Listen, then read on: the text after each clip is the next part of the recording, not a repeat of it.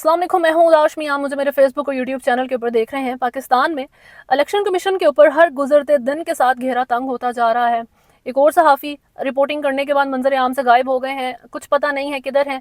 उनके सिनेरियो को इमरान रियाज खान के साथ एसोसिएट किया जा रहा है। साथ साथ एक और विक्ट्री स्पीच सामने आई है। नवाज शरीफ के नक्शे कदम पर चलते हुए इस जमात ने किस बेस के ऊपर ये स्टेज सेट किया है, क्या मामला तय पाए कि उन्होंने इस किस्म की गुफ्तगू की है और मुस्लिम लीग नवाज के ऊपर इसका क्या असर आएगा। क्योंकि जावेद लतीफ़ के अल्फाज में कि कबाड़ा कर दिया है नवाज लीग का इन्होंने बैलेंसिंग के चक्कर में, अब वो कबाड़ा आपको होता हुआ जो है वो नज़र आएगा। साथ साथ जो कुल्हाड़ी नवाज शरीफ ने अपने पाँव पे मारी है वो उनके सर पे जाके लगेगी। इसके ऊपर बात होगी।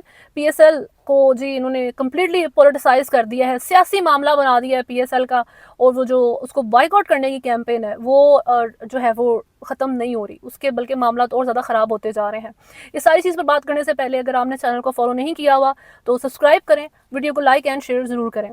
सबसे पहले इलेक्शन कमीशन की बात कर लेते हैं, जिनको हमारा आइन, पाकिस्तान का आइन 2 हफ्ते का वक्त देता है इलेक्शंस के ऑफिशियल नताइज का ऐलान करने के लिए। और अब उन 14 दिनों में से 11वां दिन जो वो ख़त्म होने वाला है, स्टिल नताइज का कुछ अता पता नहीं है। हुकूमत किसकी बनेगी, किस तरीके से चलेगी, ये सारे मामला गैर यकीनी हैं। 265 नेशनल असम्बली की टोटल सीट्स में से सिर्फ 154 का ऑफिशियल नोटिफिकेशन जारी किया है इलेक्शन कमीशन ने। उसमें से 41 पीटीआई की हैं, जबकि अनऑफिशियल रिजल्ट्स के मुताबिक पीटीआई 101 सीट्स जीती है, 101 सीट्स जीती है। और जो वो क्लेम कर रही है वो 180 सीट्स हैं कि ये पाकिस्तान की आवाम का हमें दिया हुआ मैंडेट है और वो हम हर सूरत लेकर रहेंगे, छीन के रहेंगे। ये पाकिस्तान तहरीक इंसाफ का इस टाइम नैरेटिव है। अब इस सारे मामले के अंदर कि जी वो जो था ना कि वोट को इज्जत दो और वोट डालें, निकल के आवाम अपना हक का इस्तेमाल करे, उसमें वोट जलाओ मुहिम भी शामिल हो गई भी है। राय साकिब खड़ल एक सहाफ़ी हैं जिन्होंने अपने ट्विटर के ऊपर कल एक वीडियो पोस्ट की और उस वीडियो को इमरान खान, पीटीआई और बहुत से लोगों ने शेयर किया। जंगल में आग की तरह वो वीडियो फैल जाती है, टॉक ऑफ द टाउन बन जाती है। और उस वीडियो में जो वो सहाफ़ी हैं उनका कहना है, मुझे एक टिप मिली कि लक्ष्मी में एक private printing press ballot paper छाप रहा है। मैं वहाँ पहुँचता हूँ अपनी टीम के साथ और वहाँ पे जो उन्होंने वीडियो बनाई वो मनाजिर उन्होंने अपने ट्विटर के ऊपर शेयर किए, जिसमें देखा जा सकता है कि एक अच्छी तादाद में बैलेट पेपर छपे, जिसमें NA 119, 130 और 115 जो नवाज शरीफ का मानसहरा का हल्का है उसके बैलेट पेपर छापे जा रहे थे। यानी कि एक तरफ मानसहरा में वोट को जलाने की तस्वीरें और वीडियोस आ रही हैं सामने, दूसरी तरफ इस तरह से जाली वोट्स बनाने की आपको वीडियोस अब देखने को मिल रही हैं। यानी कि वोट को इज्जत दो, मुल्क को नवाज दो और फिर साथ साथ जी वोट को जला दो और अवाम के मैंडेट को भी साथ साथ आप जला दें। इस सारी चीज़ के बाद जो इन सहाफ़ी का ट्विटर था उधर से ये वीडियो डिलीट हो जाती है। ट्विटर बिल्कुल खामोश है, कोई अपडेट नहीं, उनके यूट्यूब अकाउंट के ऊपर कोई वीडियो अपलोड नहीं हो रही। तो इस सारी चीज़ को इमरान रियाज खान के सिनेरियो के साथ एसोसिएट किया गया कि शायद इनको उठा लिया गया है, इनका भी सॉफ्टवेयर अपडेट करके कुछ महीने के बाद छोड़ दिया जाएगा, क्योंकि हमारे मुल्क में तो यही सिस्टम है, इसी तरीके से लोगों के दिमागों को सेट किया जाता है। बट ये जो है मेरा ख्याल है बेहतर है कि ये वक्त ही बताएगा। अब इस पर मेरी एक तो पर्सनल टेक है। सबसे पहले एक हमने न्यूट्रल एस्पेक्ट से अगर हम इसको देखें कि पीटीआई तो कह रही है कि पीएमएलएन ने किया है, पीएमएलएन कह रही है कि पीटीआई ने कोई ड्रामेबाजी कर दी है ये हमारे नाम लगा के। लेकिन एक तो उसमें गलतियाँ निकाली जा रही थी कि ये 15 कैंडिडेट एक बैलेट पेपर के ऊपर होते हैं, तो इसमें 30 क्या कर रहे हैं, 2 शेयर क्या कर रहे हैं, ये किस किस्म का बैलेट पेपर है। तो अगर आप इस तस्वीर में देखें तो ये 2 बैलेट पेपर साथ छपे हुए हैं, जिसको बीच में से मेरा ख्याल है अपैरेंटली काट दिया जाएगा। एक तो ये चीज़ हो जाती है।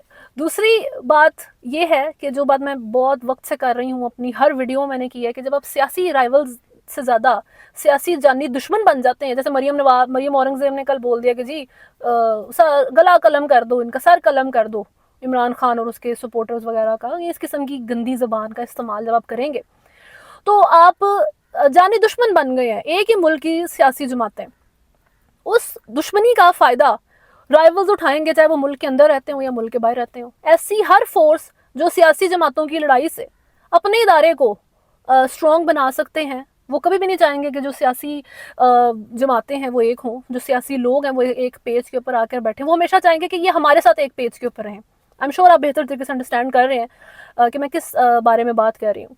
अभी अगर आप छट्टा को लें, लियाकत अली छट्टा साहब जो कि फॉर्मर कमिश्नर रावलपिंडी थे, उनके कन्फेशन के अंदर इलेक्शन कमीशन की बात की गई, इलेक्शन की टॉप लीडरशिप उसकी, उसके बाद आपका जो सुप्रीम कोर्ट का जज है, चीफ जस्टिस ऑफ पाकिस्तान काजी फाइज ईसा, उनके बारे में बात की गई, जिनके दो मेन इदारे आपकी जुडिशरी और आपका इलेक्शन कमीशन कॉर्नर हो गया।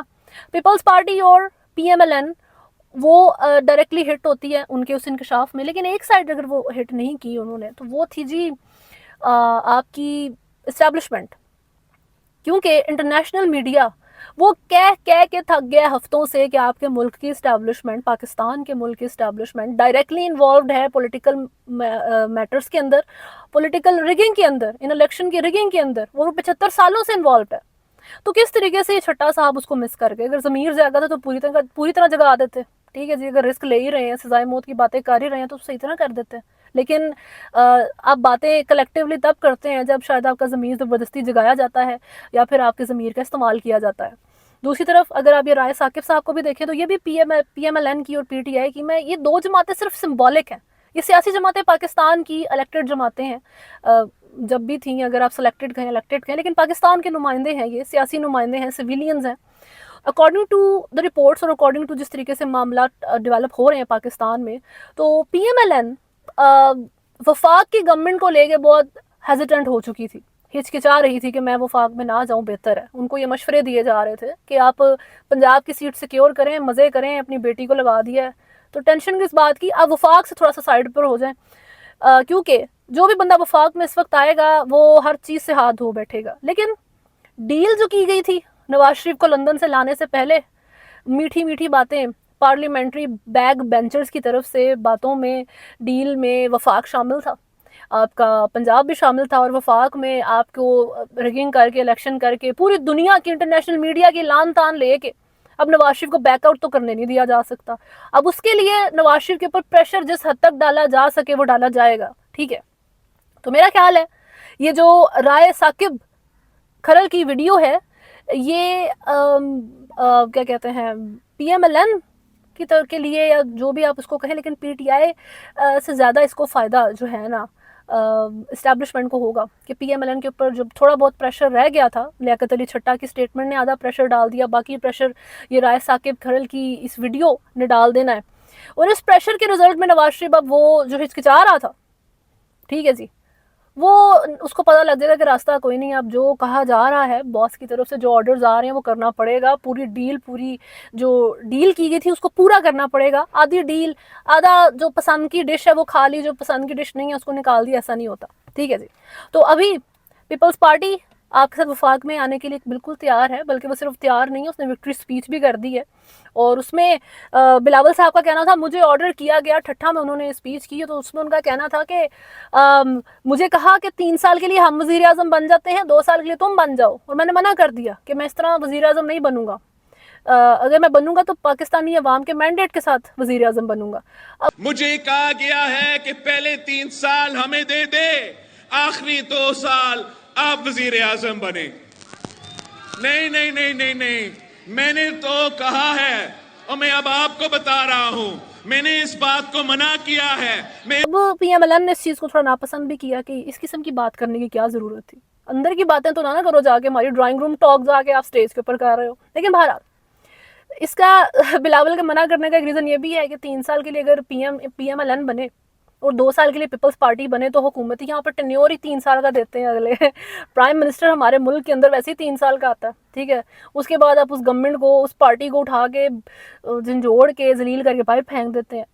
तो शायद बिलावल साहब को इस चीज़ का डर लग गया कि ये ना हो गया हमारी हुकूमत पता नहीं 2 साल या 1 साल ना चले तो ये मुझे चौथे साल में जाके प्राइम मिनिस्टर बनाने की बातें कर रहे हैं, तो बेहतर है कि मैं इसको एक्सेप्ट ही नहीं करता। लेकिन बिलावल भुट्टो एक इंतहाई अहम बात कर गए इस जलसे में कि अगर ये रिगिंग और इस तरह के मामला चलते रहे तो 1977 वाले मामला हो जाएंगे मुल्क के अंदर। 1977 में जिस तरह रिगिंग हुई और उसके रिजल्ट में जिस ज़ियाउल हक का सख्त दौर देखना पड़ा, उसका मार्शल देखना पड़ा, मिलिट्री कू हो गया मुल्क में, तो ये चीज़ मुल्क में वापस आएगी। ये बिलावल भुट्टो का इस जलसे में कहना था। इस जलसे को योम तशक्कुर जलसा जो है उन्होंने नाम दिया है। लेकिन खैर, अब यही 1977 का रेफरेंस एक और जगह पे दिया गया जो कि है जी मुशाहिद हुसैन सईद। अब मुशाहिद हुसैन सईद पीएमएलएन के बंदे हैं, ये पहले पीएमएलएन में थे, फिर मुस्लिम लीग काफ में चले गए, उसके बाद फिर पीएमएलएन में आ गए। और बड़ा रेयर होता है कि नवाज शरीफ साहब एक मुल्क पार्टी को छोड़ के गए हुए बंदे को वापस पार्टी में एक्सेप्ट कर लें। ठीक है, उनको मेरा ख्याल है मल्टीपल रीजंस की वजह से एक्सेप्ट किया। एक तो उनका जिस तरीके से वो फॉरेन अफेयर्स को हैंडल करते हैं, वो रीज़न है। अभी भी आप उनके ट्विटर के ऊपर जाएं तो आपको उनके रशिया के साथ और चाइना के साथ मामला होते हुए नजर आएंगे, और वो पाकिस्तान के बहुत सारे इदारों के साथ बहुत क्लोज हैं। तो बहरहाल मुशाहिद हुसैन सईद ने एक ट्वीट की, बड़ी बहुत क्वेश्चनेबल ट्वीट है मेरे ख्याल में वो, जिसमें उन्होंने 1977 का रेफरेंस दिया है कि अगर मामला तो उस तरीके से नहीं होते जिस तरह वो ऑप्शंस, उन्होंने 3 ऑप्शंस दी। सबसे पहले एक तो ऑप्शन उनका कहना ये था कि 3 काम वो कर सकते हैं। पहला काम जो नवाज शरीफ करें वो ये है कि पीपल्स पार्टी को प्राइम मिनिस्टर की पोजीशन दे दें, यानी कि मोस्ट प्रोबेबली बिलावल भुट्टो साहब को आप प्राइम मिनिस्टर बना दें। दूसरा काम आप ये करें कि एक ऑलिव ब्रांच जो है वो एक्सटेंड करें पीपल्स पीटीआई की तरफ, यानी कि उनके भी थोड़ा सा जो रिस्पेक्ट करें उनके मैंडेट का, ठीक है, रिस्पेक्ट करें, दें ना उन्हें। साथ साथ जो तीसरी ऑफर उन्होंने दी कि एक काम ये करें कि आप प्रेसिडेंट बन जाएं मुल्क का, नवाज शरीफ। अदरवाइज मुल्क में 1977 की तरह का मार्शल लॉ लग जाएगा, 1977 वाले हालात मुल्क में फिर से आ जाएंगे, ज़ियाउल हक का दौर वापस आ जाएगा आपके मुल्क में, ये उन्होंने बात कही है। अब इसमें पहली तो बात ये है कि नवाज शरीफ कौन है कि वो इन चीज़ों को एक्सेप्ट करे। हर तरफ से नवाज शरीफ को ऑफर्स दी जा रही हैं, उसको झंझोड़ा जा रहा है, उसको थ्रेट किया जा रहा है, उसको प्रेशराइज किया जा रहा है कि डील करके आए और डील पर रहो, ठीक है। अब ये मुशाहिद हुसैन जो है तो पीएमएलएन के बंदे, लेकिन उनकी जो ट्वीट है वो एक थ्रेट से कम नहीं है। सबसे पहले तो ना ही मुशाहिद हुसैन वो इंसान है कि जो डिसाइड करें कि कौन प्राइम मिनिस्टर बनेगा तो कौन प्रेसिडेंट बनेगा, ना नवाज शरीफ वो बंदा है कि जिसके ऊपर अब ये डिसाइड करने के लिए उसको ऑप्शंस देते फिर रहे हैं। ये पाकिस्तान की आवाम का मैंडेट है सर, उनको डिसाइड करने दें। इन सारी लड़ाइयों में आपको आवाम के अलावा हर बंदा अपनी अपनी सीट के लिए लड़ता हुआ नजर आएगा। बहरहाल इसमें बिलावल भुट्टो के प्राइम मिनिस्टर बनने की जो बड़ी आपको चीज़ें नज़र आ रही हैं, और उनकी जो अभी स्पीच भी अगर अभी जलसा सुने ज़रा जाके पूरा, तो आपको उनके जो जोशो खरोश नज़र आ रहा है कि अवाम ने जिताया है, मैं जीतने के बाद इधर आ रहा हूँ। शायद हमारे जो इस्टेब्लिशमेंट के इदारे हैं वो हर एक को as a prime minister try कर चुके हैं कि इसको भी देख लिया, इसको भी देख लिया, ये इसका भी दिमाग ख़राब है, इसमें ये ख़राबी है, तो चलो ये यंग है बिलावल भुट्टो, इसको ट्राई करके देखते हैं, शायद ये हमारी थोड़ी सी बात सुन ले, शायद ये हमारे नक्शे कदम पर चल ले, जिस जो से कदम हम इसके लिए सेट करेंगे।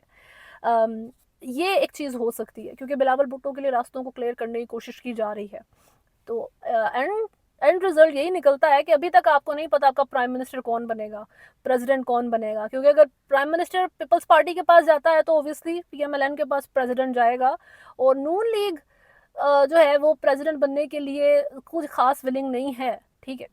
वो तो वफाक में आने के लिए विलिंग नहीं है, लेकिन उनको अच्छी तरह उन्होंने घेरा, उसके ऊपर अच्छे तरीके से तंग कर दिया, उसकी टेंशन नहीं है उनको। साथ साथ जो फैसल जावेद हैं पीटीआई के रहनुमा, बहुत अरसे से वो नज़र नहीं आए, वो अब फाइनली मुल्क में जो है वो मंजर आम पर आपको देखने को मिले, क्योंकि उनकी पेशावर हाई कोर्ट ने ज़मानत मंजूर कर ली है। वो उन्होंने मीडिया से साथ चलते फिरते थोड़ी सी बातचीत भी की कि सख्त वक्त आया था, और इमरान खान के मुतालिक भी उन्होंने गुड वर्ड्स का इस्तेमाल किया, यानी कि वहीं के वहीं खड़े हैं, लेकिन उनका देखने की जो थोड़ी सी लुक है वो बदल गई है, बाल और दाढ़ी बढ़ा ली है उन्होंने। थोड़ी स्पोर्ट्स रिलेटेड बात कर लेते हैं आखिर में, पीएसएल से मुतालिक, जिसके ऊपर पहले बाइकॉट कैंपेन थी केएफसी से रिलेटेड, और उसके ऊपर मैंने पहले भी बात की थी कि ये बहस गलत है कि अगर आप कहें कि केएफसी को बाइकॉट करने की ज़रूरत नहीं है, अगर कोई लोग कर रहे हैं, बल्कि करना चाहिए, जो चीज़ आपके रेंज में है उसको बाइकॉट कर दें, ये बेहतर है, क्योंकि this is the least you can do. और उसका असर भी आया है, ये जो फ्रेंचाइज हैं वो एक्चुअल में सफ़र भी की हैं, लेकिन लोगों ने उसको बहस बना लिया है कि कोई बात नहीं जी, केएफसी को बाइकआउट करने से हमने क्या ही उखाड़ लेना है। इस किस्म का मिजाज जो पाकिस्तान में, मैंने पहले कहा कि लड़ाई बना दी है, इसको भी रिलीजियस लड़ाई बना देते हैं कि जी नहीं, केएफसी को जो है हम नहीं बाइकआउट करेंगे, क्योंकि अगर उसको करना फिर आईफोन को भी करना पड़ेगा, तो आईफोन को तो हम बाइकआउट नहीं कर सकते। खैर, अभी उसमें कुछ लोगों को जिन्होंने इमरान खान के हक में नारेबाजी की, क्राउड में से पुलिस ने उठा के उनको निकाल के बाहर फेंका स्टेडियम से, साथ साथ गिरफ्तार भी कर लिया।